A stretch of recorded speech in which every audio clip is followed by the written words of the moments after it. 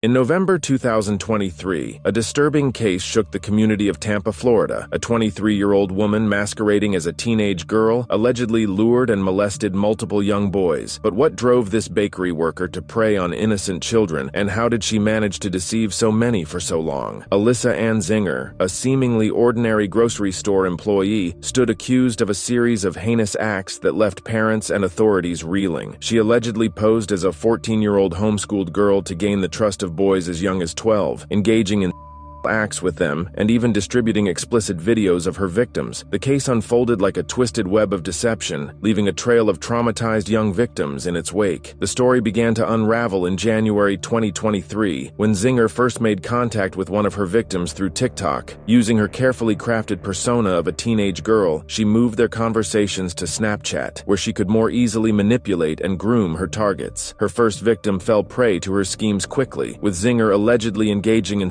contact during their very first in-person meeting. But Zinger's predatory behavior didn't stop there. Over the following months, she continued to seek out new victims, expanding her network of young boys through social media platforms. She crafted elaborate lies, telling the children and even their parents that she was a 14-year-old homeschooled student. This facade allowed her to enter their homes, attend social gatherings, and integrate herself into their lives without raising suspicion. As the months wore on, Zinger's web of deceit grew more complex. She allegedly had encounters with at least 5 boys between the ages of 12 and 15. In one particularly disturbing instance, she reportedly had with one victim approximately 30 times. The sheer frequency and brazenness of her acts paint a chilling picture of a predator operating in plain sight. But Zinger's crimes weren't limited to physical encounters. In a twisted turn of events, she began to use explicit videos of her victims as a form of manipulation and control. After one victim attempted to end their relationship, Zinger retaliated by sharing a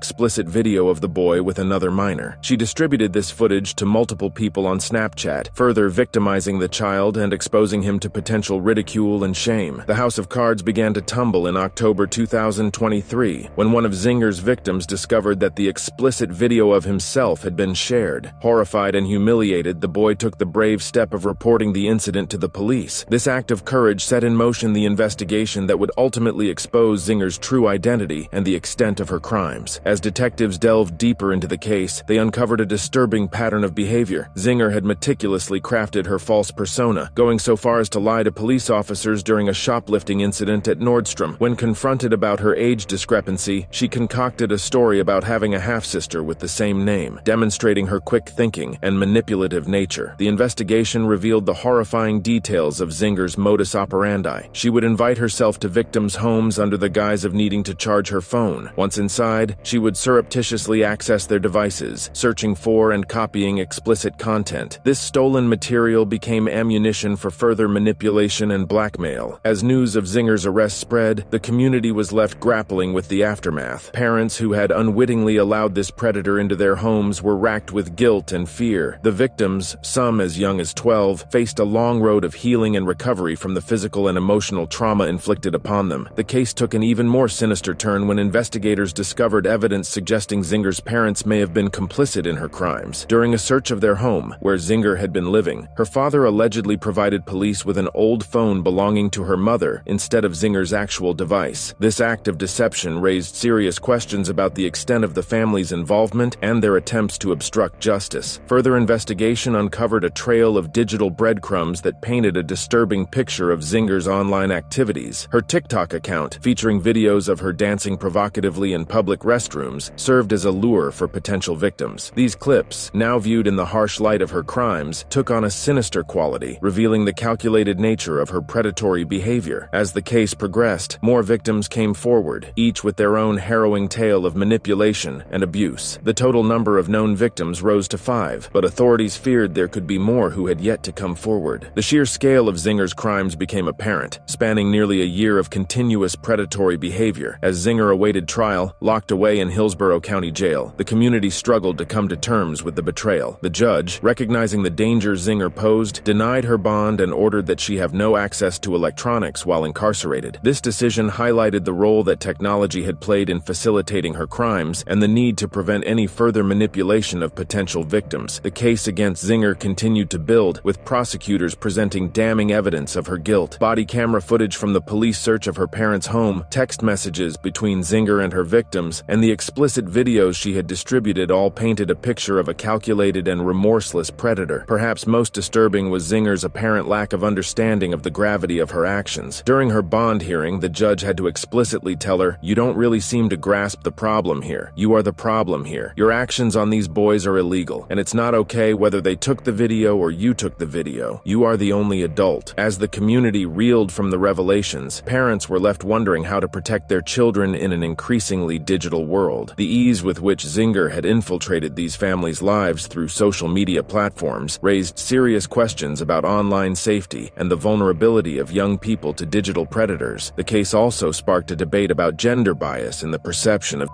predators. Some in the community initially struggled to reconcile Zinger's appearance, described as attractive and youthful, with the monstrous nature of her alleged crimes. This cognitive dissonance simply shows that predators can come in all forms and that appearances can be dangerously deceiving. When it comes to monsters, gender has no preference. As the legal proceedings against Alyssa Zinger continue, the community is left grappling with difficult questions. How many more victims might there be who have yet to come forward? What long-term effects will Zinger's actions have on the young boys she manipulated and abused? The case of Alyssa Zinger challenges our assumptions about who can be a predator and forces us to confront the vulnerability of our children in an increasingly connected world. As the investigation continues and more details emerge, the question remains: in a world where anyone can pretend to be someone they're not online, how can we make sure we're safe and, more importantly, that our children are not exposed to these kinds of predators?